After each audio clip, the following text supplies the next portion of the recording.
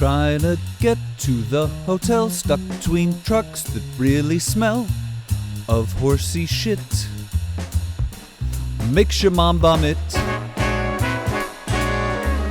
leads to laughter in the back, prompts a full bladder attack from Adam's sis, causing her to piss.